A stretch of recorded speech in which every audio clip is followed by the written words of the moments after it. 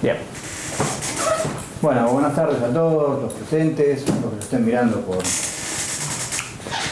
YouTube, los que lo vayan a ver después. Esta es la primera actividad de lanzamiento de esta, digamos, nueva etapa del Instituto Marxista-Leninista Maoísta. Y qué bueno que, la verdad que una pequeña cosa a lamentar es que queríamos que estuviera presente su director, que es Doval, que bueno, lo aqueja un problema de salud y hoy no puede estar acá con nosotros. Deseamos realmente pronta recuperación. Bueno, la idea es la presentación de Rosa sobre, bueno, la figura de Che Guevara y todo el conjunto, digamos, del pensamiento del Che. Que bueno, realmente con sinceridad, no por adular, digamos, Rosa es una persona que sintetiza, digamos, el espíritu que debe tener todo militante popular, todo comunista en particular, de unir la lucha con el estudio, ¿sí? En cada lucha y en cada estudio. Rosa viene del encuentro de mujeres, debe estar medio apenas durmiendo, y a repasar los apuntes y a preparar la presentación para presentar más discusiones, difundir la idea, expresar la discusión teórica y política que está tan hirviendo en este momento. Bueno, lo dejo con Rosa. Muy bien, Diego, muchas gracias. Bueno, buenas tardes a todos. Sí, venimos de estar cantando y agitándonos en el Encuentro Nacional de Mujeres y Diversidades, Plurinacional de Mujeres y Diversidades, que se hizo en Jujuy, muy exitoso.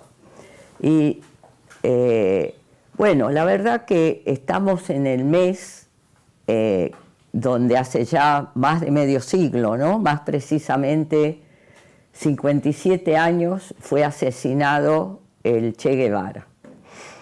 Y vimos que era importante volver a repasar, reflexionar, profundizar en la historia de este militante revolucionario, marxista, ¿no? Que luchó por el socialismo y el comunismo, y que es de las personas que tal vez mejor llegaron a una generación, la nuestra, y a varias generaciones subsiguientes, no solo por su práctica revolucionaria y por lo que después fuimos conociendo y profundizando de sus enormes aportes teóricos, tanto a la lucha revolucionaria, a la lucha armada, a la construcción del socialismo en un país muy entrañable para nosotros como Cuba, ¿no? El primer país donde estaba en marcha una revolución socialista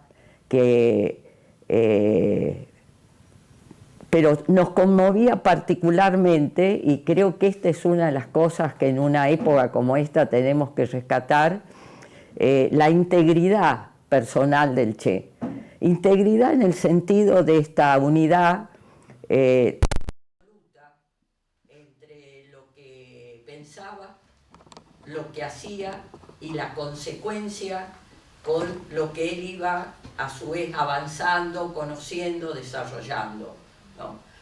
Esto también para él sin duda era una de las cosas que él consideraba más importante, porque cuando él deja las cartas de despedida a sus hijos, una de las cosas que le dice es que su padre ha sido un hombre que actuó como pensaba y que sin duda fue siempre fiel a su convicción. Entonces, es un desafío importante, después sabiendo todo lo que cambió el mundo en estos más de 5 décadas, es un desafío además. ¿Qué si tenés el coso prendido? Porque a lo mejor lo apagaste.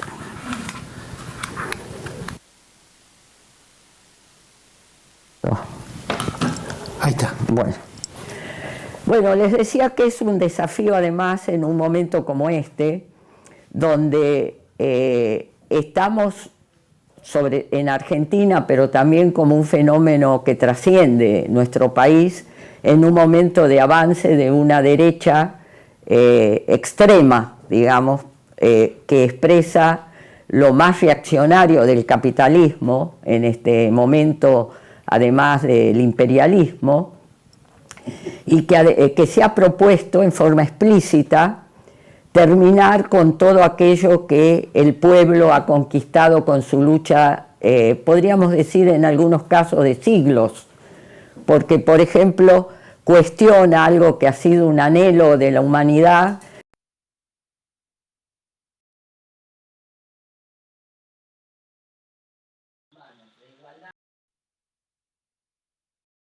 sino por necesidad.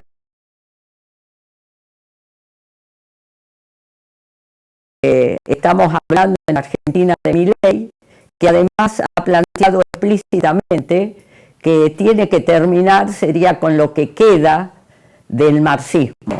Él habla del marxismo cultural, considera que el marxismo económico ya fue derrotado, se refiere sin duda a las derrotas muy duras que hemos sufrido los trabajadores y el pueblo en todo el mundo con la derrota de las revoluciones socialistas. Para él implica la confirmación del fracaso de la teoría en la que se basa la teoría marxista.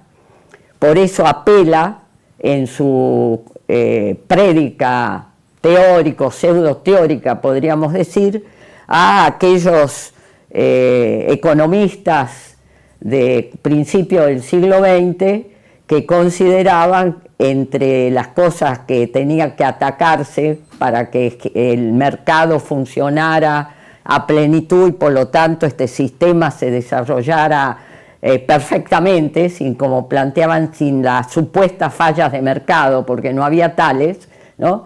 Y que toda injerencia estatal implicaba era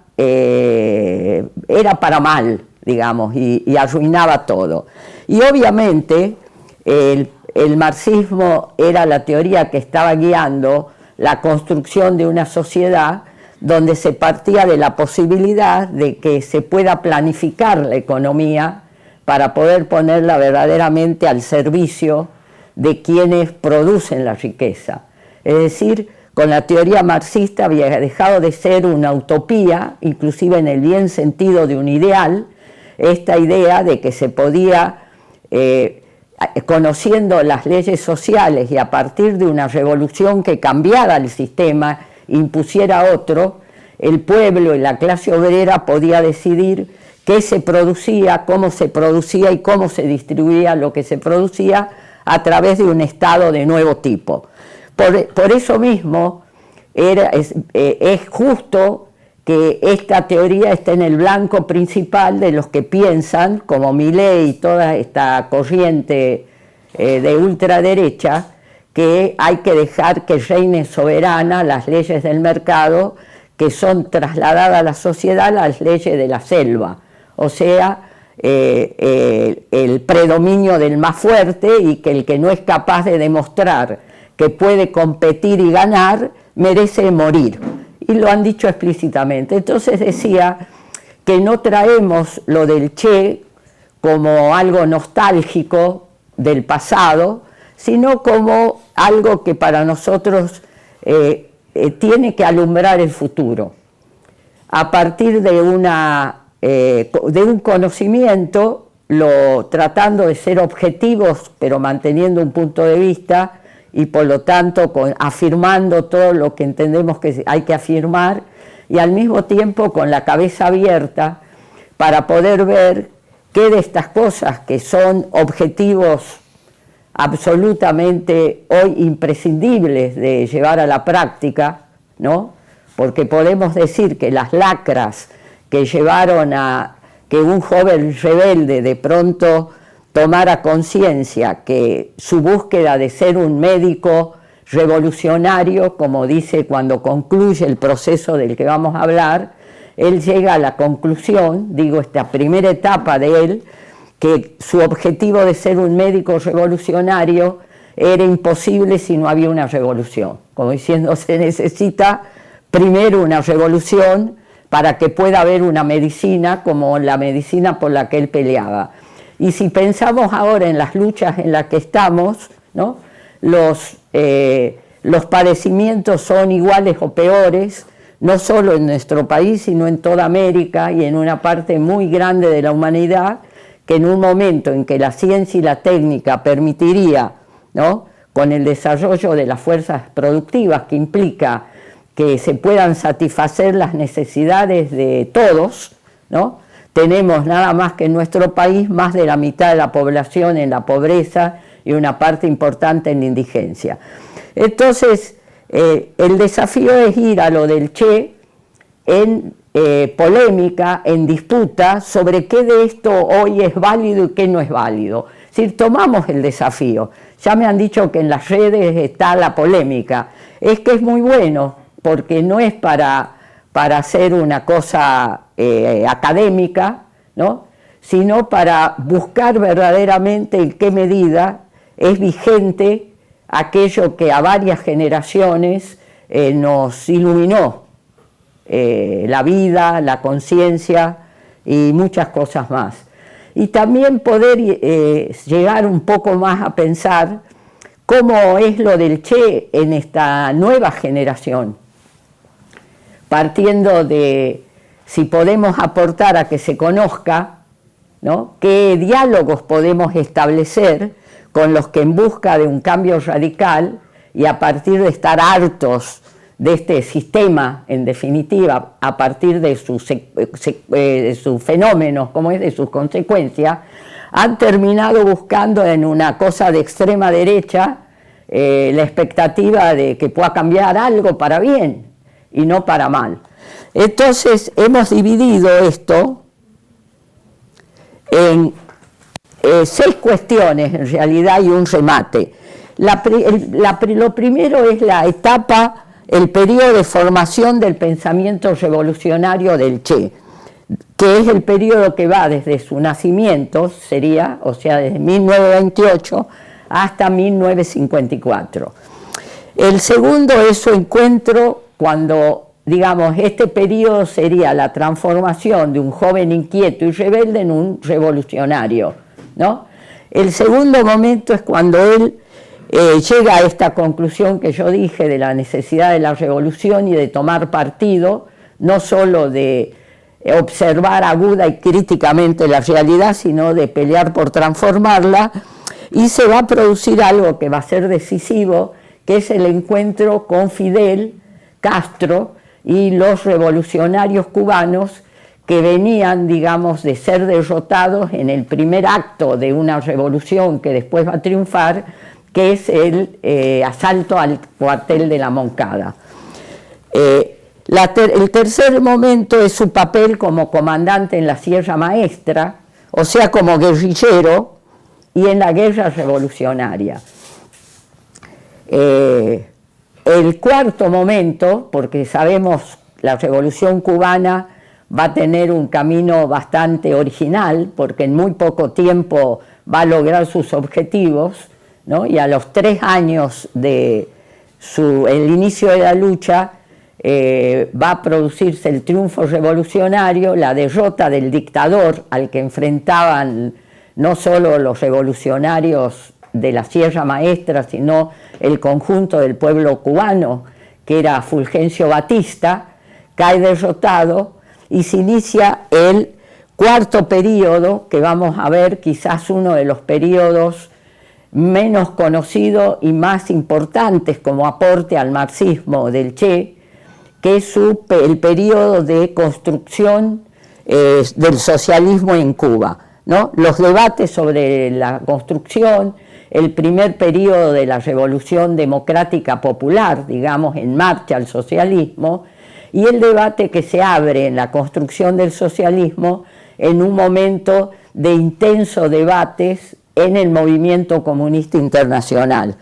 Este periodo va a culminar con la salida del Che de Cuba, ¿no? Y toda la reflexión sobre las causas de que él entiende que su posibilidad de lucha en Cuba ha concluido y tiene que buscar otros caminos. Bueno, después vamos a hablar de la campaña del Che en el Congo, que como él mismo va a escribir en las primeras líneas del diario que escribe en el Congo, plantea: esta es la historia de una catástrofe, de una derrota, ¿no? Y después vamos a ver la campaña del Che en Bolivia, que va a terminar con su apresamiento en combate. Lo pueden apresar porque se le rompe el arma con el que estaba peleando y lo asesinan, ¿no? Los detienen el 8 de octubre y lo asesina la CIA, instrumentando al gobierno boliviano con acuerdo de una parte de ese gobierno, y ya con algo que aparece muy difícil de comprender en aquellos años y aún hoy, que lo va a hacer esta trampa mortal al Che, en definitiva, con la que va a terminar su vida, con la complicidad de un nuevo imperialismo, que era el imperialismo ruso, ¿no? Soviético, digamos. Bueno, el séptimo lo vamos a ir viendo en el propio desarrollo, porque son las enseñanzas que no vamos a esperar hasta el final, sino que la idea es poder dejar un tiempo después de cada encuentro para el intercambio, que será un intercambio con los que están presentes y también con los que están siguiendo a través del streaming y que pueden ir haciendo sus preguntas y cuestionamientos. Bueno, en este encuentro de hoy veríamos la época y la familia en que él nace, sus viajes, que son fundamentales en el Che, la experiencia de Guatemala y sus conclusiones, y la transformación de él en el Che que conocemos.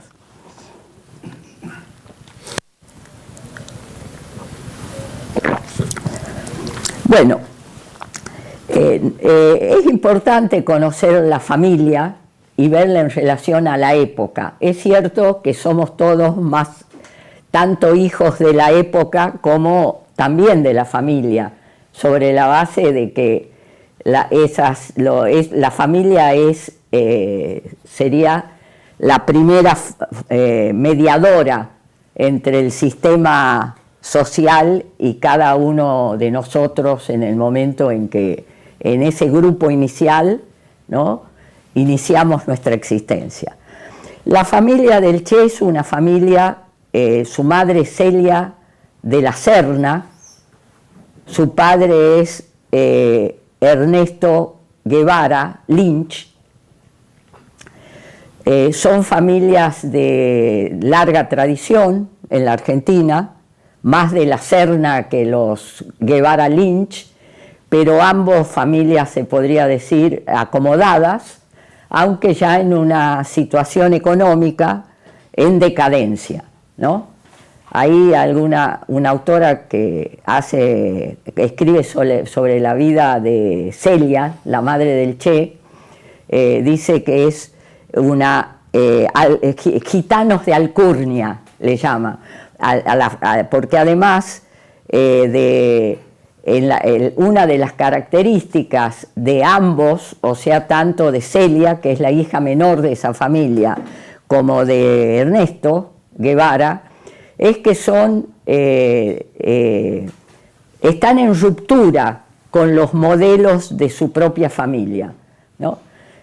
Por ejemplo, para tener una idea, Celia se educa en uno de los colegios más donde van las clases altas, iban, digamos, en la Argentina, que es el Sacré-Cœur, el Sagrado Corazón. Inclusive pensaba que podía ser monja mientras estudiaba, y Guevara es más de una familia con bastante antecedentes, digamos así, aventureros, de origen irlandés. su familia, algunos de su familia participó con Roca en el genocidio, ¿no?, que se conoce como Conquista del Desierto. De paso, uno de los héroes de Milei, este genocida, bueno, no solo fue genocida Roca, sino que fue uno de los pilares, junto con Sarmiento y otros, de lo que va a ser la constitución del sector dominante que va a constituir la nación argentina en el momento que los proyectos que estaban en pugna son derrotados, ¿no?, y se organiza el Estado sobre la base de esta oligarquía terrateniente.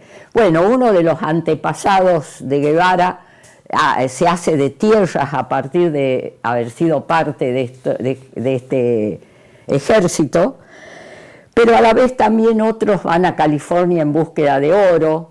Es decir, esto lo traigo a colación porque se menciona bastante, y el propio padre del Che ha escrito en el libro sobre mi hijo, él se atribuye mucho de lo que va a ser el Che, ¿no?, en su vida aventurera, romántica, digamos. Seguramente el Che podía estar pensando en él cuando le dice a los hijos, su padre puede ser considerado un aventurero, o a las madres creo que le escribe, pero de aquellos que pone el pellejo en lo que cree, no de los que andan en otra cosa. Bueno, y la madre tiene una influencia. Bueno, el hecho de esta cosa disruptiva en la familia es para tener en cuenta en la época que Celia se casa embarazada con él, y inclusive como la familia de ella no lo quería por la fama que tenía irlandés, fingen un rapto, que entonces como que él la raptó a la casa de una tía y después se casan, digamos. Bueno, es bastante cómica la anécdota que cuenta Celia, porque dicen que una persona que se dedicaba a hacer las cartas natal y el horóscopo le trae hecha la del Che, diciéndole que la había hecho en Géminis, o sea, en junio. Y entonces la madre dice, bueno, la propia astróloga le dice, acá hay algo que no funciona, o su hijo no es lo que parece, o acá está todo mal, ¿no? Y entonces Celia le dice, y puede haber una tercera, dice, que mi hijo sea alguien que ha tenido un documento falso siempre, o sea, cuando nació figuraba en una fecha que no era la que nació, porque él nació el 14 de mayo, y después dice, en la vida tuvo que andar también muere, dice, con un documento que tampoco es él. No habla de la muerte, porque ella muere antes, pero como diciendo, no sabía ella en ese momento dónde estaba el Che. Bueno, o sea que es verdaderamente, no es atípico una familia de este tipo, ¿no?, que mantiene el casco, estoy hablando ya en lenguaje exclusivo, hasta para las cosas. Bueno, el casco de la abuela materna, que quedaba ahí cerca de San Antonio de Areco, un lugar donde los chicos iban a veranear, etcétera, pero después vivían, digamos, de lo que le había tocado de herencia a cada uno, y Ernesto Guevara, padre, se dedicaba a emprender negocios que siempre salían mal. Entre esos, hablando ya de la época, ¿no? Vamos a avanzar un poquito, es en plena crisis mundial que repercute en la Argentina el periodo del que estamos hablando, porque el Che nace el 14 de mayo, habría que decir, de 1928, ¿no?, en plena crisis y su expansión. Entonces este señor va a emprender la plantación de hierba en Misiones y va a hacer pensando que la hierba va a ir para arriba, y bueno, se hunde, digamos. Bueno, a la vez se va a abrir junto con esta crisis la década infame en la Argentina, la de la década del 30, y el mundo va a ir camino a la Segunda Guerra Mundial, ¿no? Que tiene, digamos, como situación social más general, que estallada la guerra, se va a generar en todos los países dependientes como el nuestro y se va a expresar en América Latina en general una situación de debilitamiento momentáneo, podríamos decir, de los imperialismos que dominaban en cada uno de esos países y sectores vinculados de burguesía nacional, vinculados muchas veces a sectores también del ejército, inclusive en articulación con la potencia que no era hegemónica, podríamos decir. En Argentina, esa época era un país sumamente dependiente de Inglaterra, ¿no? Habían llegado a decir pocos años antes que era la perla más preciosa de la corona inglesa. Y entonces también hay sectores vinculados al otro imperialismo contendiente, a los nazis, digamos, que se prendían en esta disputa. Pero lo cierto es que en países de América empezaba a darse un proceso de golpes de Estado y ascensos o por vía electoral de sectores de burguesía, como el de Haya de la Torre en Perú, ¿no? Como el de Paz Extensoro en Bolivia, con una verdadera revolución burguesa, ¿no? Quizás en ese momento de las más profundas por el camino, por la destrucción de las Fuerzas Armadas anteriores y el armado de otra, y por las medidas que encaraba. Bueno, y en Argentina comenzaba también un proceso, después, digamos, de la década infame, que había derrotado al gobierno de Irigoyen, ¿no? Al segundo gobierno de Irigoyen, el proceso que va a dar origen al peronismo en Argentina. Pero, digamos, como influencia ya directamente, más particular en la familia del Che, hay un hecho muy importante, que es que a los 2 años se manifiesta un asma muy duro en el Che, una crisis asmática muy profunda. Y esa crisis y esa enfermedad lo va a acompañar toda su vida, ¿no? En momentos más controlados, pero sobre todo por lo que relata la madre en la niñez del Che, con los elementos que había en ese momento para tratar la enfermedad, que seguramente eran mucho menos que los que hay hoy, implicaba una tortura permanente, ¿no? Y toda la familia empieza a funcionar en relación a dónde puede estar mejor la salud de Ernestito, ¿no? La madre le decía Teté, pero en la familia hasta grande le decían Ernesto o Ernestito, ¿no?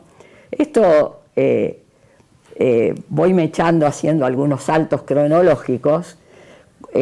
Bastante después hay compañeros que estuvieron en el PCR en su fundación, o después, que fueron a su vez compañeros de la madre del Che, que militaba al final, digamos, en los últimos años después de la revolución, en el Movimiento de Liberación Nacional, en el MLN. Entonces todos ellos no le decían Che, como nosotros, ¿no? Inclusive entre nosotros, me acuerdo de Eugenio Gastiazoro, entre ellos, decía Ernesto o Ernestito, porque sería como le decía la madre. Bueno, les decía entonces que en búsqueda de este tema de la enfermedad del Che, también del asma, va a permitir conocer bastante del propio carácter de la madre del Che y la contradicción que aparece ya con el padre en muchas cosas y que va a terminar en la ruptura del matrimonio bastante, digamos, ya cuando los hijos empiezan en la universidad, ya ella dice el matrimonio no existe, ¿no? Y es que el padre tiene una actitud de sobreprotección con el Che, o sea, como le aconsejaban algunos, entonces no podía, él fue teniendo 4 hermanos más, no podía jugar con los chicos, tenía que estar arropado, no pudo ir a la escuela los 2 primeros años, lo hizo en la casa, y a su vez le atribuía el padre a la madre que la enfermedad tenía que ver con que la madre, que era una gran nadadora, lo había puesto en el agua un día de mucho frío y ahí se había desatado la enfermedad. Bueno, y ahí Celia toma, y lo va a defender siempre a muerte, la decisión de que había que acompañarlo para que haga todo aquello que quisiera hacer, ¿no? Y que era mucho más dañino para estar en la casa mientras los chicos jugaban o iban a la escuela, que las consecuencias que podía tener para la salud se parte del grupo. Entonces, en esa búsqueda, digamos, de mejores condiciones de clima para el se van a Altagracia. Era el lugar de las sierras donde se decía que el aire era más puro. Bueno, y entonces el Che va a ser parte de una pandilla, digamos, que se forma ahí, muy mezclado, los que iban por razones de salud, los veraneantes de clase media o media alta, inclusive algunos, y los pobladores del lugar, ¿no? Así que esta es una parte de su realidad infantil, que él y los hermanos se van a criar no solo con lo que sería la gente de su sociedad, de su nivel social, sino también con los chicos de las sierras de Córdoba, que además eran mucho más eficaces, digamos, en las cosas que tenían que hacer los chicos que los que venían de la ciudad. Por lo tanto, se transformaban, el liderazgo, digamos así, no estaba pautado por el origen social o por si tenían o no plata, ¿no? Sí, bueno, eso fue, digamos, un hecho importante que a él, al Che sobre todo, lo va a llevar a siempre buscar conocer, no solo, digamos, superficialmente, o sea, por ejemplo, en los viajes que podían hacer con la familia de vacaciones, sino conocer como metiéndose en cada lugar. O sea, no es casual el tema de los viajes del Che, es una vocación que tiene desde los 15 años, que él va a hacer vamos a ir después, su primer recorrido lo va a hacer en bicicleta, una bicicleta con motor va a recorrer 4.500 kilómetros de la Argentina. Pero antes de pasar a ese momento ya de tránsito del Che y despegue de ese núcleo, es muy importante que se estaba desarrollando previo a la Segunda Guerra Mundial lo que fue algo que tuvo mucha repercusión en la Argentina, que fue la Guerra Civil Española. Y en Argentina venían muchos, sobre todo cuando fue derrotada la República, ¿no?, muchos exiliados de la República. Y muchos de esos iban a la zona esta de Córdoba. También había en una parte cercana, se dice, algunos que vinieron después ya derrotados de la Segunda Guerra Mundial, o sea, los nazis, ¿no?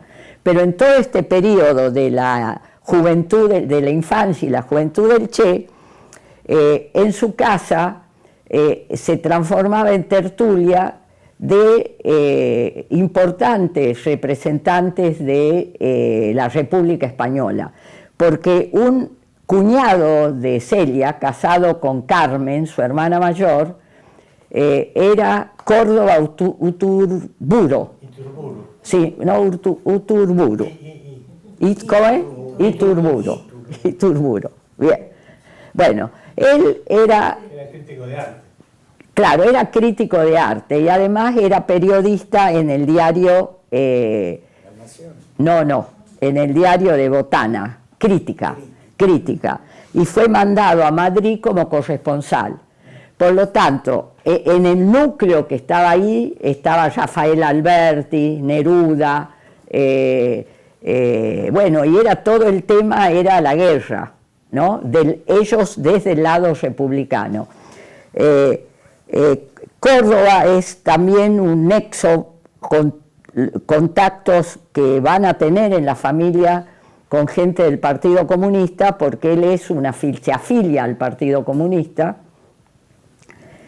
Algunos dicen que Carmen también, Celia todas las veces que habla de eso dice que no, que su hermana no participa de eso, pero los chicos eso cuentan, todos los que eran parte de eso, que los chicos jugaban a la guerra y se dividían en bandos, los republicanos y los franquistas, ¿no?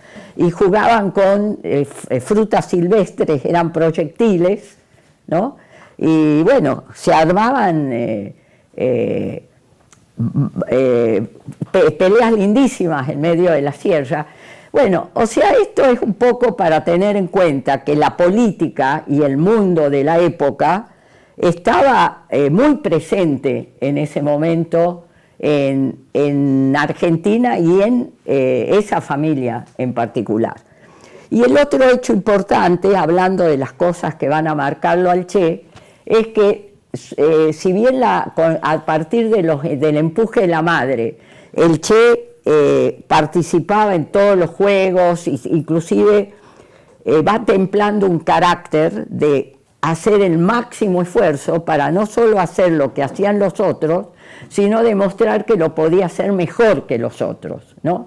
Escalando, nadando, después jugando al rugby, ¿no? O sea que ahí, bueno, es parte de la personalidad que después le van a reconocer todos cuando participa en la guerrilla, ¿no? El carácter, digamos, de un combatiente excepcional. Pero también el otro elemento es que a pesar de todo ese esfuerzo tiene largos periodos que no puede ir a la escuela y se queda en la casa y en cama. Entonces, él en ese periodo, a través de la madre, que es la que le enseña, aprende francés y habla el francés como si fuera su lengua materna. La madre hacía francés e inglés, ¿no? Y empieza a leer todo lo que cae en mano, ¿no? Es decir, se transforma en un lector ávido, muy, digamos, amplio en lo que lee y al mismo tiempo muy crítico, al punto que él a los 10, 12 años empieza a hacer notas de lo que lee, que después ahora se han empezado a publicar como si fuera un diccionario filosófico del Che. Pero la mayor parte, leyéndolo, son apuntes que él hace y se ve que él va a leer, por ejemplo, Heidegger, Hegel, Nietzsche, no es que... y hace sus resúmenes y hace algún comentario. Freud, él se apasiona mucho con el psicoanálisis, estoy hablando no a los 10 años, ¿no? Pero en ese periodo, digamos, cuando van a empezar sus viajes, donde va a tener mucho debate después con los marxistas con los que se va encontrando, la mayoría muy dogmáticos, ¿no? Era plena época de Stalin, digamos, no era precisamente un periodo en que se estimulaba al estilo leninista que se lea de todo y que había que leer a los idealistas para poder ser un buen materialista, ¿no? Que era la enseñanza de Lenin. Acá estaba lo que después el Che va a llamar esos ladrillos que eran los manuales.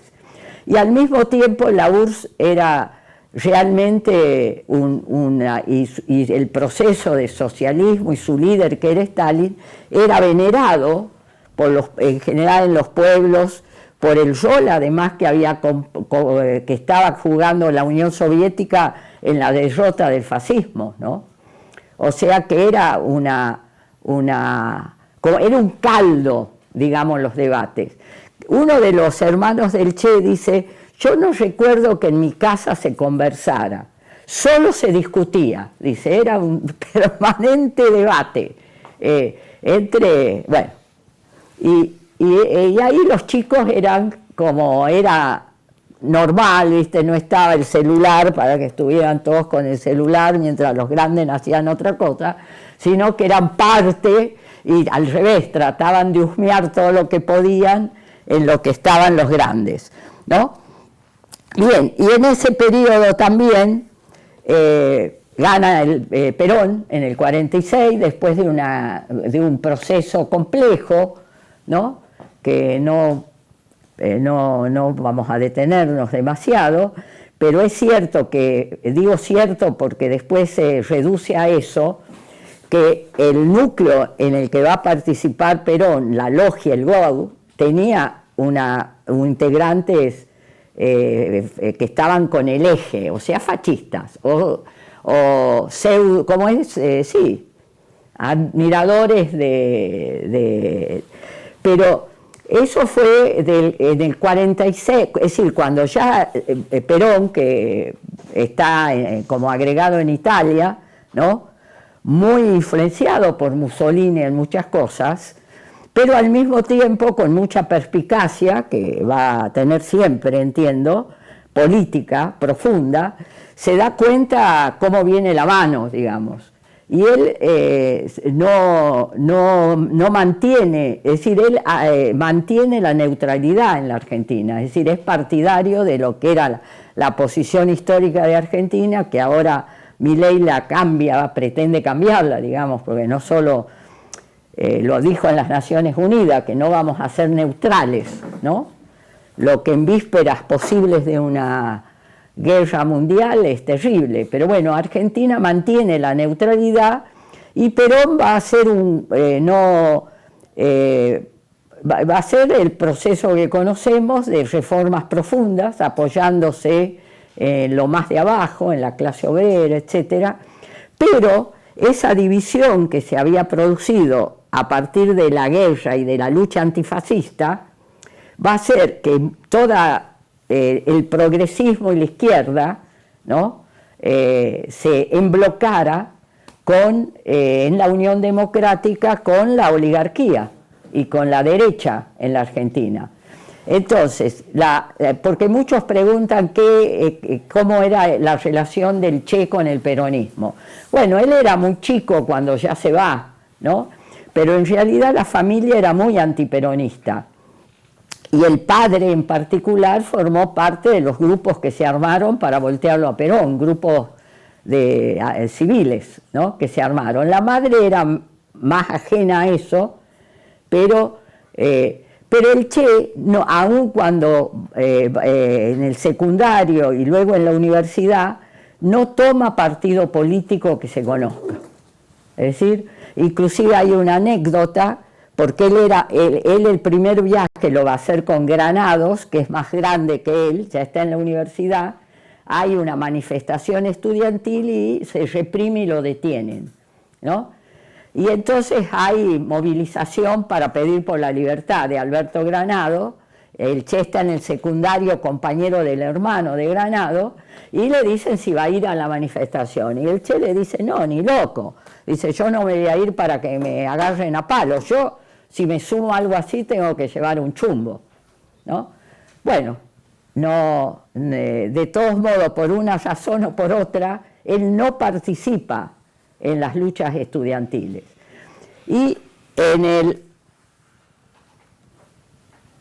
Bien, entonces, cuando ya tiene edad de ir a la universidad, el Che, a los 22 años, la familia se traslada a Buenos Aires. El padre insiste que estudie ingeniería, él va a trabajar el Che trabaja, le consiguen un puesto en una oficina pública en Villa María, creo Cruz del Eje, en alguna de las ciudades de Córdoba. Ellos están ahí, él está en ese verano previo a entrar en la universidad, decidido a estudiar ingeniería, y le comunican que la abuela, esta abuela Ana María, que era la que tenía esa estancia, casco de la estancia allá donde ellos iban, y él estaba muy apegado a ella, está muriéndose. Entonces deja el laburo, va a cuidarla, está muy, digamos, llamativamente pegado a la abuela hasta que fallece, por lo que cuentan todos. Al mismo tiempo se descubre que la madre tiene un cáncer de mama. Digo esto porque todos los biógrafos, ¿viste?, que indagan cómo es que iba a estudiar ingeniería y termina estudiando medicina, le atribuyen a esto el hecho de que él cambiara de carrera.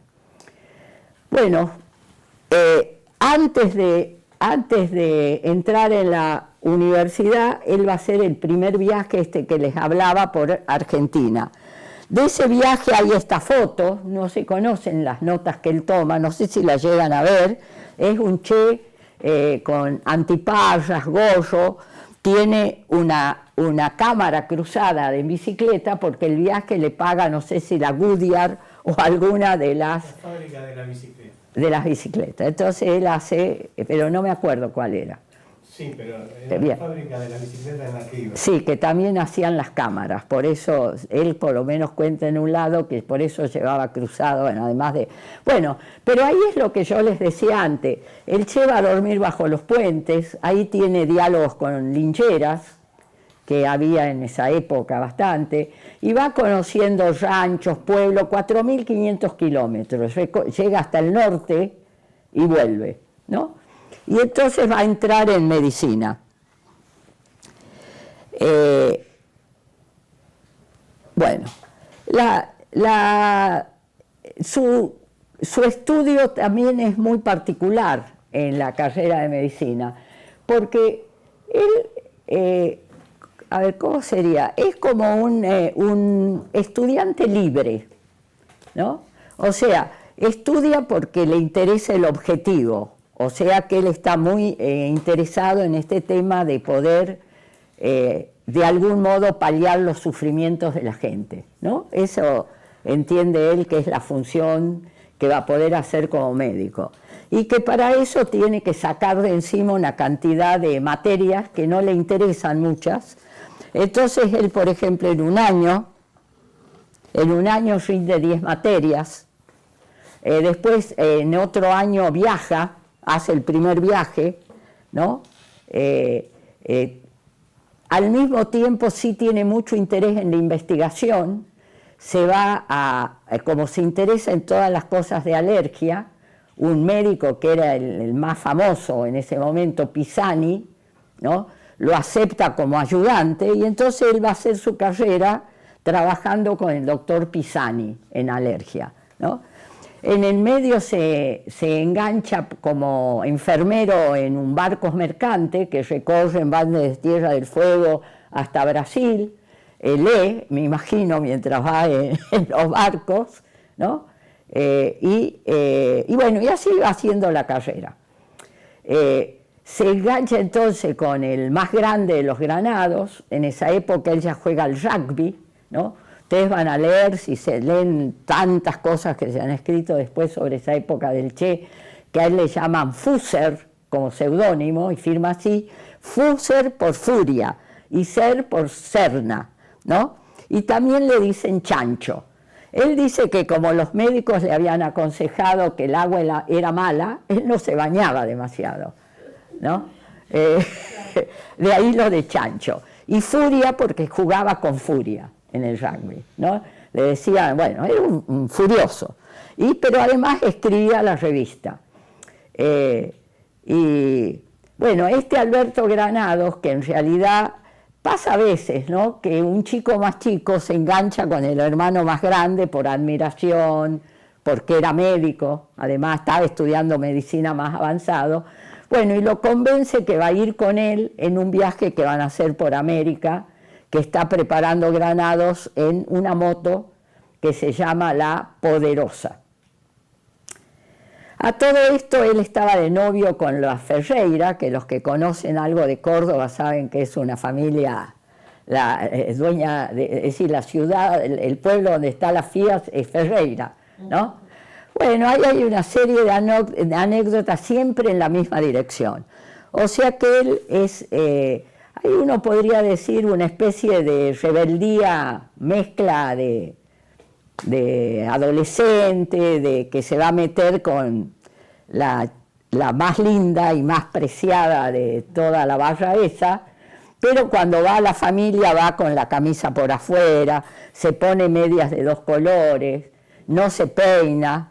Dice que un día ahí en la familia los Ferreiras le dicen: en esta mesa no se sientan si no están peinados.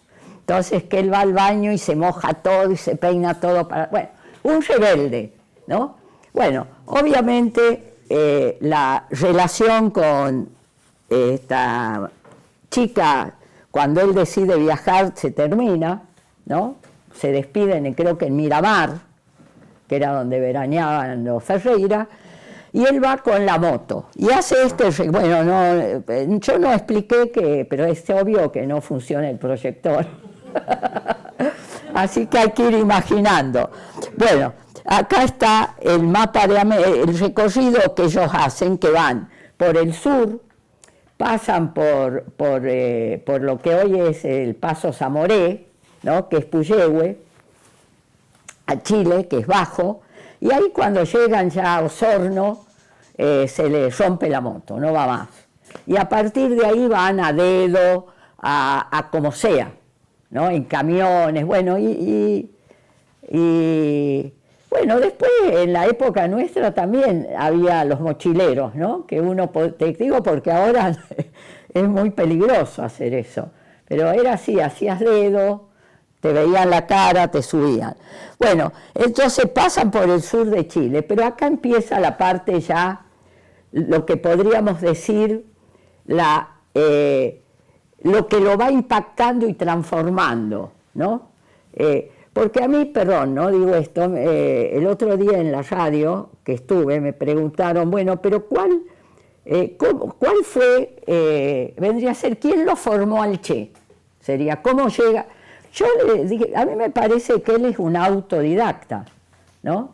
Y que él se va formando, no, es decir, con muchas influencias, pero en todo lo que uno ha tratado de leer, conocer, entender, hablar inclusive con gente que de algún modo indirectamente lo podía conocer o no, lo que no tuvo relación orgánica con ningún partido político, por lo que parece. Él era muy amigo de Tita Infante, que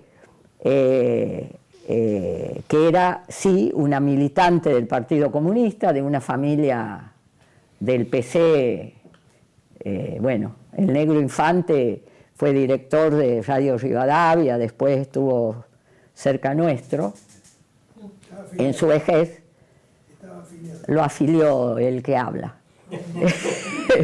Pero sí, pero digo ya, pero bueno, han salido las cartas de ella a él, ¿no?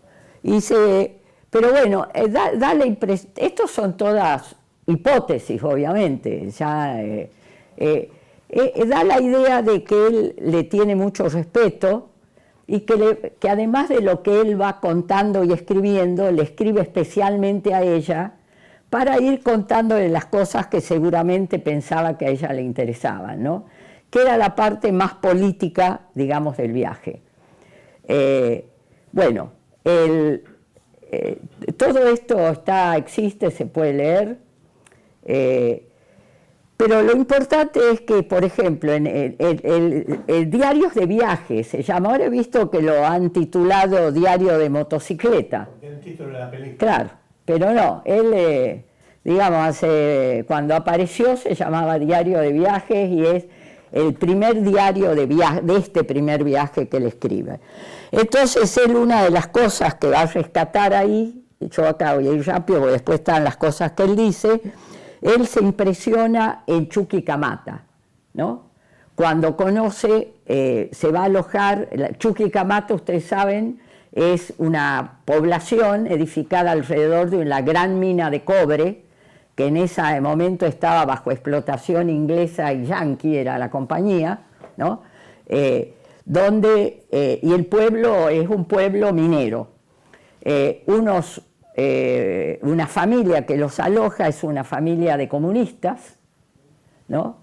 Que no tienen, dice el Che ahí, ni una frazada para taparse, entonces ellos se tapan todos con una frazada que tienen, y ahí empieza a tener una relación mucho más profunda con lo que es el proletariado más, no solo más explotado, sino también más clasista, ¿no? Esa cosa de clase que han tenido históricamente los mineros. No solo esta familia. Entonces, por ejemplo, una de las cosas que él anota, la vamos a ver después, pero él va a ver el cementerio de Chuquicamata y dice que hay está más poblado el cementerio de los muertos por la mina que lo que es la población, ¿no? Y bueno, va reaccionando, les digo primero cómo es todo el viaje y después lo que escribe en el diario. Él pasa por Iquique, ¿no? ¿Se acuerdan? En la época nuestra había una cantata que era Santa María de Iquique, porque también es un pueblo minero, ¿no? Donde hay en un momento se levantan los mineros de Iquique y hay de todos los países de Latinoamérica obreros trabajando. Y entonces hay un video hecho alrededor de la cantata, que lo conseguimos ahí en Iquique, donde van bajando cada grupo de mineros que estaban la patronal trataba de que se enfrenten por su nacionalidad, y ahí se unen bajo todas las banderas, ¿no? Y bajan de la mina hasta el pueblo, bueno, y se quedan ahí. Toda una historia que termina mal, digamos, el destino, ¿no? De las luchas. Uno, cuando más experiencia tiene, vuelve a pensar eso que decía Mao, ¿no? Que es luchar, ser derrotado, luchar, ser derrotado, luchar, ser derrotado, hasta triunfar. Yo siempre decía así, luchar, ser derrotado, algo ganar para acumular. Pero bueno, en definitiva, pero él ahí queda también muy impresionado con eso. No sé, seguramente han ido algunos a ver lo que son porque era el salitre, ahí son minas de salitre. Para que tengan una idea, toda la jerarquía de la mina, de la explotación, era inglesa. Entonces, en una de esas que se visita, ¿no? Que está reconstruida, había, por ejemplo, un teatro donde venían todo lo que se estrenaba en Europa, ¿no? Óperas y demás, venían a esos teatros, por supuesto, para el personal jerárquico de la mina. Y después había una pileta, es desierto, ¿no? Atacama es todo desierto, el agua es un tesoro. Entonces, con las planchuelas con las que eran los carros de la mina, habían hecho una pileta, ¿no? Como esta habitación, ¿no? Y que sería hasta acá te llegaba. Entonces la llenaban de agua, ¿no? Entonces la primera semana se bañaban, bueno, así hasta que cuando ya era barro, dejaban que puedan entrar los trabajadores y los hijos de los trabajadores. Pero bueno, digamos, es la crueldad además, ¿no? Bueno, pensemos en esto de Milei, ¿no? La crueldad no es una originalidad del capitalismo, el imperialismo, es una forma extrema de dominación, pero al mismo tiempo de máxima ganancia, que se ha ido atenuando por la lucha de los pueblos, que se han ido logrando conquistas, ¿no? Laborales, sociales y demás. Entonces, cuando estos quieren terminar, cuando hablan de terminar con el Estado, obviamente no es con los pilares que hacen al control del Estado de las clases dominantes y el que pensamos nosotros con el Che que había que destruir. No, es aquello del Estado que se ha logrado con la lucha, que son la salud, la educación, bueno. Pero les digo que este grado así de injusticia que a uno lo subleva, es lo que iba transformándolo al Che, de un joven que miraba, bueno. Entonces se va transformando y él tiene tres, podríamos decir, amores, que son conocer la historia de América. Entonces él donde va, busca, por ejemplo, va a Tiwanaku, va a Machu Picchu en Perú, después cuando está en Guatemala también, tiene idea de que puede ser arqueólogo, escribe, lee todo lo que han escrito sobre el momento de Machu Picchu, es decir, esa es una vocación que va a tener toda la vida. La otra es la medicina.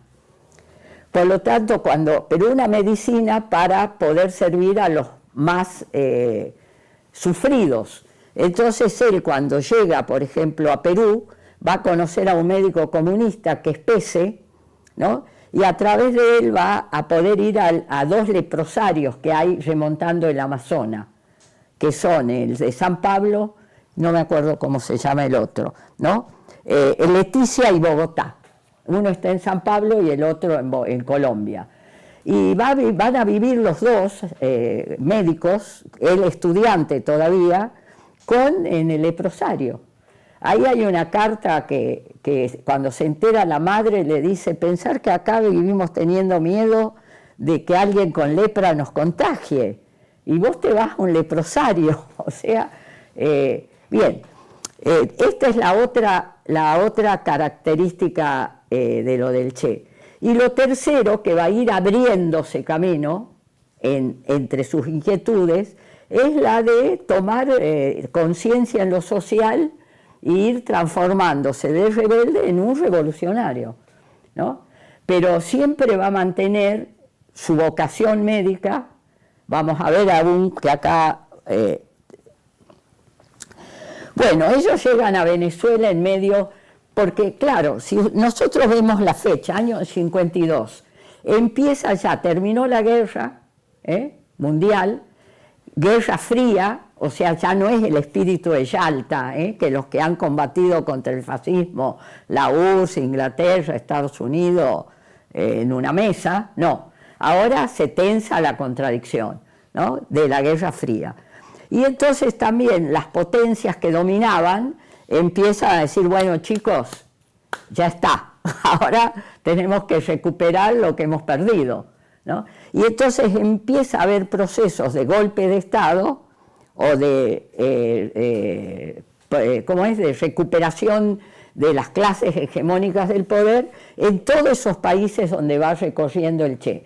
En Bolivia está en plena marcha, en el 52 ha triunfado la revolución de Paz Estenssoro, ¿no? Una revolución profunda que hace la reforma agraria, como decía antes, y ahí en el Che se ve sus apuntes críticos. Por ejemplo, él va al Ministerio de Agricultura, donde van los campesinos a los que le han dado la tierra, y cuando llegan a ellos le dicen, esperen, ya lo vamos a atender. Y cuando llegan los campesinos, los flitean, es decir, con flit. ¿Se acuerdan que había un aparato para meterle Jamexan para que los bichos que traían se le vayan? Entonces el Che reacciona. Bueno, las contradicciones de esos procesos.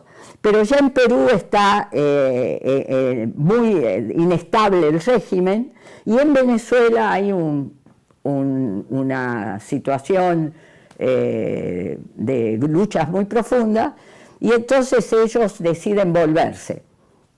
Toman un avión, en el avión es un avión de carga que viene con caballos en Miami, consiguen venir así y vuelven. Muy bien. Y el Che llega ya, ahora lo vamos a ver, bueno, esto ya dije. Bueno, las cosas que va anotando el Che, ¿no? Yo rescaté algunas. Por ejemplo, cuando está con los mineros, él escribe: la grandeza de la planta minera está edificada sobre los 10.000 cadáveres que contiene el cementerio de Chuquicamata. En Perú, él va a Cusco, Machu Picchu, bueno, se queda cautivado y se indigna por el contraste que hay entre esa grandeza de la América pre-conquista, ¿no?, que se ve en Machu Picchu y en todo lo que va viendo, y la miseria y pobreza en la que viven los descendientes de esos pueblos. Y todo eso va anotando en el diario. Y yo rescaté esto, que él dice: Lima es la representante completa de un Perú que no ha salido del estado feudal de la colonia. Todavía espera la sangre de una verdadera revolución liberadora. Bueno, ya uno que va buscando el joven Guevara. A ver, Bueno, y las conclusiones, vuelve y escribe, dicen ahí que la madre dice que se pasó toda la noche escribiendo, dice: creemos, y después de este viaje más firmemente que antes, que la división de América en nacionalidades inciertas e ilusorias es completamente ficticia. Constituimos una sola raza mestiza, que desde México hasta el Estrecho de Magallanes presenta notables similitudes etnográficas. Por eso, tratando de quitarme toda carga de provincialismo exiguo, brindo por Perú y por América Unida. Y estos son los últimos párrafos de su diario. Dice: ese vagar sin rumbo por nuestra mayúscula América me ha cambiado más de lo que creí. Cuando se produzca el tajo enorme que divida toda la humanidad en solo dos fracciones antagónicas, estaré con el pueblo. Crispo mi cuerpo, listo a la pelea, y preparo mi ser como un sagrado recinto, para que en él resuene con vibraciones nuevas y nuevas esperanzas el aullido final del proletariado triunfante. Al estilo literario de Guevara, esa sería su convicción, que después la va a sostener siempre. Bueno, y rinde todas las materias que le faltan en menos de 10 meses, y en junio de 1953 se recibe de médico. Y entonces emprende el segundo viaje. Esta vez no en moto, van a ir en tren con otro compañero de viaje, que es Calixto Ferrer. Bueno, acá yo había puesto, se despide diciendo a cada un soldado de América, y hoy le agregué según su padre. Bueno, dicen padre, su padre, porque en realidad todos los que estaban con él, la historia que escribe el padre, que es bastante figuretti el padre, muy distinto a la madre, ¿no?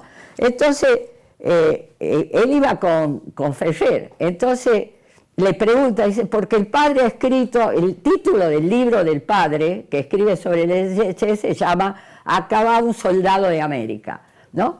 Entonces, a la madre le pregunta, dice, no, yo la verdad que lloraba cuando se iba, no escuché que dijera nada, dice, lo seguí hasta que el tren se perdió.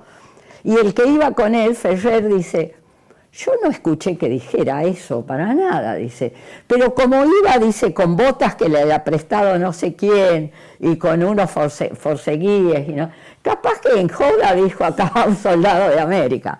O sea que, pero bueno, en realidad terminó siendo un soldado de América, pero parece que no dijo eso al partir.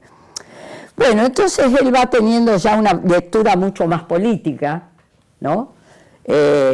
Bolivia, Perú, Ecuador y varios países de Centroamérica va a recorrer. Como les decía antes, Bolivia está en medio de una transformación muy profunda, y él por ejemplo, escribe en el diario que en Bolivia hay 3 corrientes. Una de derecha, donde está, bueno, la de centro es la de Estensoro, la de izquierda es Lechín, y la de derecha, ahora no me acuerdo. ¿Quién? No, ese era el dueño de las minas. No, él habla dentro del MN, ya me voy a acordar. Pero quiero decir, él se ahí ubica muy bien, porque son corrientes que se han mantenido dentro del movimiento del MNR, ¿no?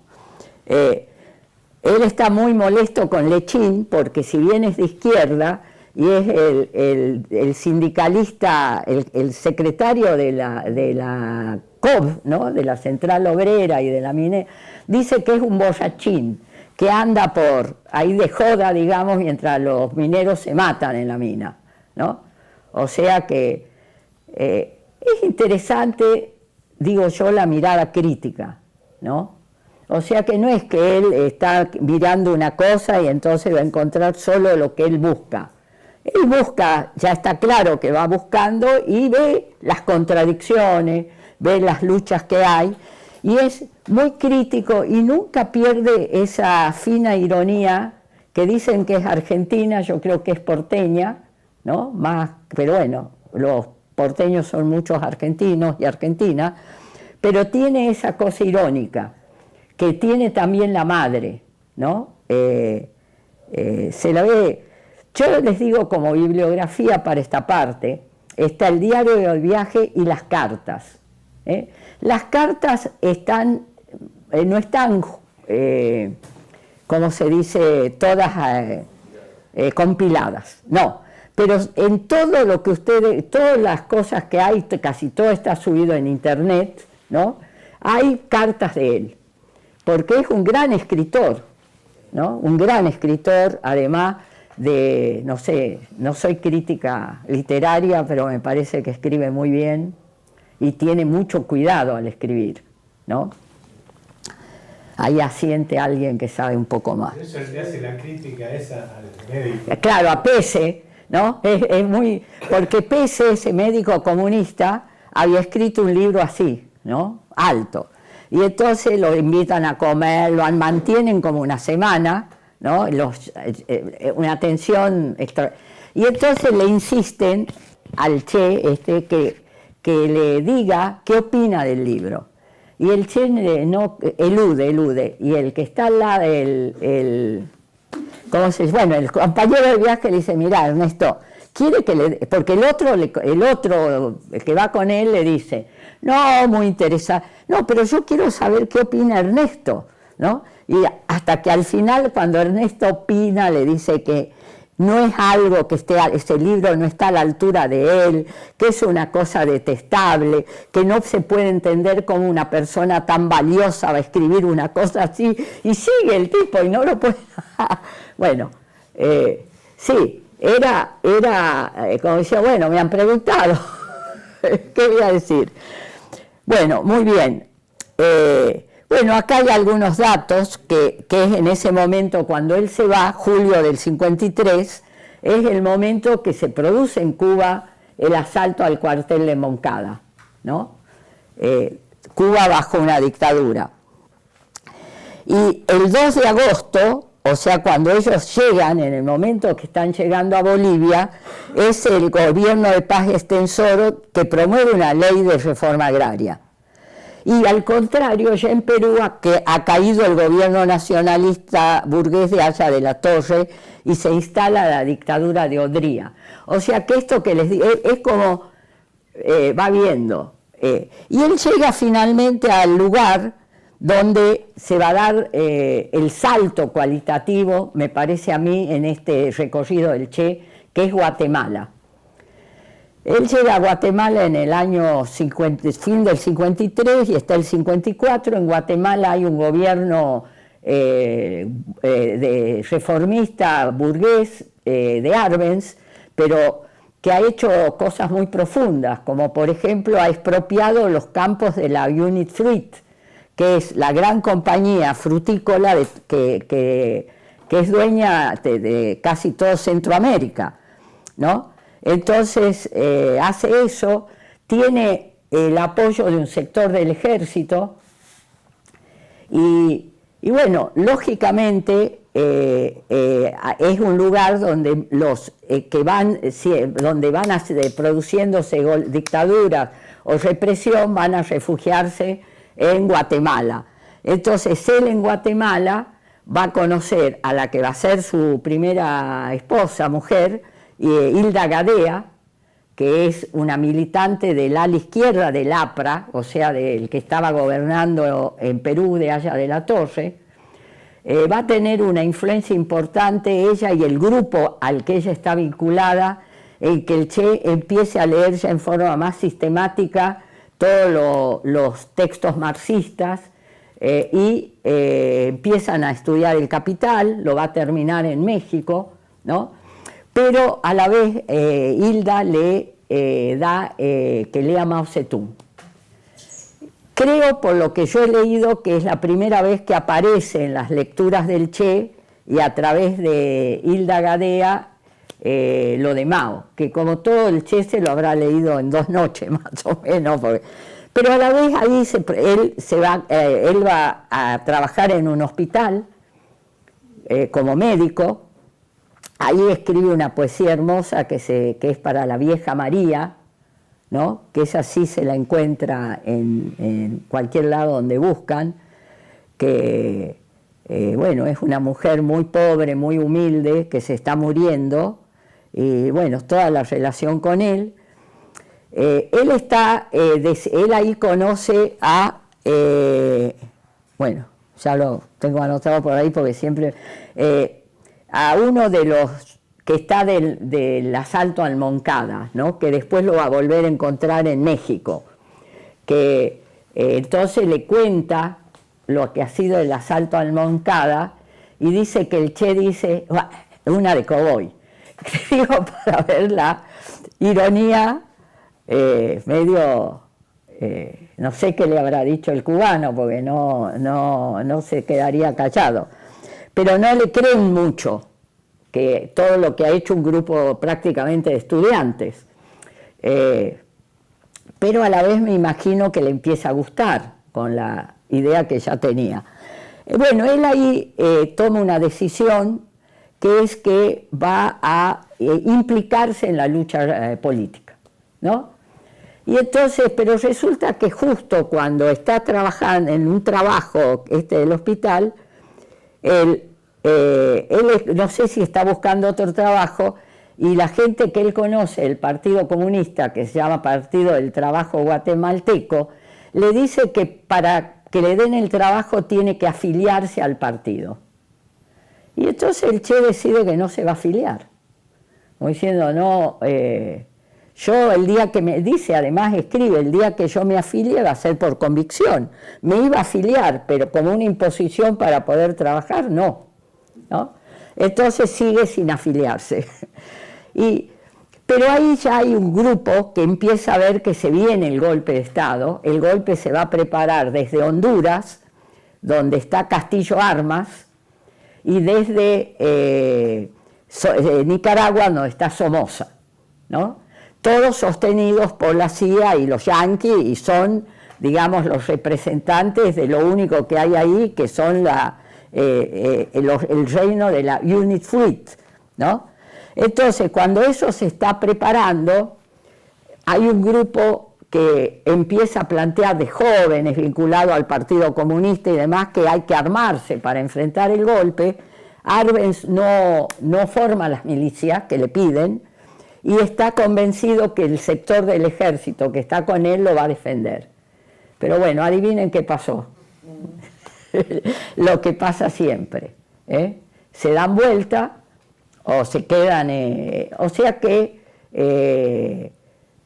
para el Che todo esto es muy importante porque ahí va a sacar las conclusiones que lo van a guiar de ahí en más. Yo anoté aquí, no lo dije, que él escribe desde Costa Rica, que es como una isla democrática, ¿no? Que ve ahí se entera que ha muerto Stalin.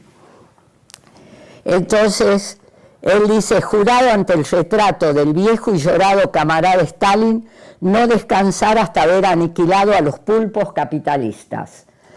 En Guatemala me perfeccionaré para ser un revolucionario auténtico, ¿no? Esto le escribe él a uno de sus familiares, a la tía Beatriz, que es a la que le va contando. Bueno, esto también para ver lo que significaba Stalin bueno, para todo el que iba tomando conciencia de lo revolucionario. Bueno, después hay, que no viene al caso acá, pero por ahí sí cuando vamos al intercambio, ¿qué tendría que ver con lo que después fue el Che, esta idea de lo de Stalin? Bueno, entonces es una experiencia decisiva. Es Nico López, se llama el cubano. Nico López es el que él conoce y lo va a volver a ver a México. Bueno, y el otro cambio en la vida del Che es que Hilda se embaraza y él decide casarse, ¿no? A la Hildita, vieron que tiene los ojos así, él le escribe a la madre y le dice, bueno, te mando una foto, dice, no es una chinita, pero lo parece. Bueno, él todavía, digo, para ver esto, que es, yo voy tirando los temas que son temas alrededor de los cuales ha habido opiniones, discusiones y demás. Una es si él en realidad ya hace todo esto como quien va enviado a Guatemala, para decir. Yo entiendo que no, porque él se va viendo el cambio que va produciéndose en él, y sobre todo él tiene varios planes. Por ejemplo, que él va a ir 6 meses, que antes de sentar cabeza, digamos, va a ir 6 meses a París, que quiere conocer China e India, es decir, quiere seguir recorriendo el mundo, hasta que se produce lo de Arbenz, ¿no? Él se refugia en la embajada argentina, ahí está Sánchez Toranzo, bueno, nosotros lo conocimos porque cuando en el gobierno de Isabel Perón era, no sé si seguía siendo diplomático, o sea que tuvo una larga carrera, pero los cobija ahí, y el Che, y bueno, y ya está por caer Perón, ¿no? El final de noviembre del 54. Ya ha habido. Entonces, los padres están contentos del Che y le escriben, y el Che le escribe diciendo, me parece que están equivocados, porque en realidad en América la única oveja, dice, no digo negra, pero por lo menos gris que queda, es Argentina. Así que tengan cuidado con lo que va a venir si cae Perón, les quiere decir, ¿no? Bueno, entonces va a México ya con su hija y su mujer, y se trabaja de fotógrafo, creo que son los Juegos Panamericanos, y él hace de fotógrafo para decir que trabaja como fotógrafo. Para la agencia argentina que era de Perón, sí. Y cae Perón en el medio y le deben 4.000 pesos. Pero dice, bueno, no me van a pagar, le pagan 2.000 pesos. Bueno, esto, él, digo para ver las cosas que él iba anotando, y Nico López le dice que le va a presentar a los cubanos que están en México, y que en esos días va a llegar, porque va a haber una amnistía que se está trabajando en Cuba, va a llegar Fidel Castro, ¿no? Que es el líder. Entonces el Che va, a ver, bueno, antes de ir ahí, digo las conclusiones que dije que le va a guiar toda la vida, pero no dije cuáles eran. Él dice, he tomado posición por el gobierno guatemalteco y dentro de él por el grupo del Partido Guatemalteco del Trabajo, que es comunista. Como les dije antes, no se afilia porque le pedían el carnet. Polemiza con los argentinos reformistas, dice que el cambio en América Latina no pasa por tibias reformas, la revolución será violenta. Guatemala termina de definir a Guevara entre su vocación médica y la de revolucionario. Escribe, En Guatemala, esto que les había dicho antes, ante la agresión de la UNISUR dirigida por el Departamento de Estado yanqui, me di cuenta que para ser un médico revolucionario debe haber antes una revolución. Bueno, el golpe de Estado es terrible, cruel, se pelea en las calles, ¿no? Fusilan con las manos atadas. Esto pasa el 27 de junio de 1954. Bueno, y acá están las conclusiones que él saca y las escribe. Primero, la limitación de los procesos dirigidos por la burguesía nacional. Esto es clave, porque en ese momento los partidos comunistas consideraban que, siendo el patio trasero de los yanquis, los procesos revolucionarios de cambio tenían que empujarlo a las burguesías nacionales y ellos ir adentro para ver si podían, digamos, cuando se armara el baile, romperlo, ¿no? Una cosa de ese tipo. Y bueno, y el Che ya saca él esa conclusión de Guatemala, por eso va a estar tan de acuerdo con lo que le van a plantear los cubanos, que es que van a hacer una lucha independiente. Después dice, no se puede golpear a enemigos poderosos y dejarlos heridos, porque contraatacan como bestias sangrientamente. Bueno, esto más vale que es una experiencia reciente que hemos vivido nosotros, ¿no? No solo varias veces, sino en el último periodo, ¿no?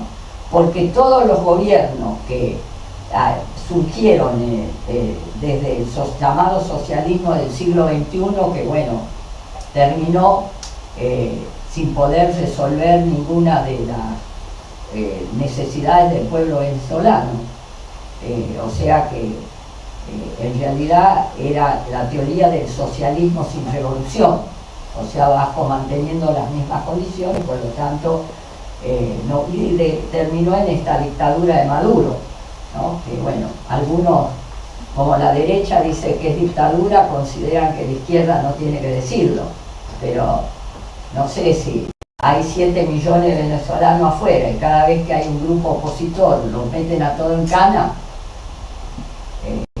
no sé qué es. Y bueno, creo que todavía no ha mostrado las actas, ¿no? No. Pero el tema es que este péndulo... Maduro dice que acta. No, dice ahora está de carnavales, no, de festejo de Navidad y Año Nuevo.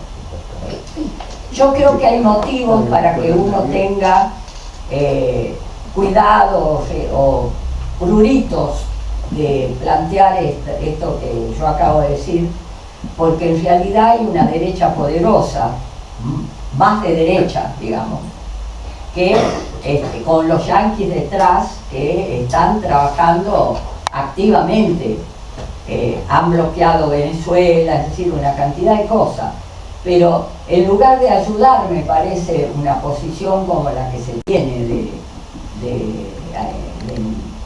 de represión, facilita el trabajo enemigo.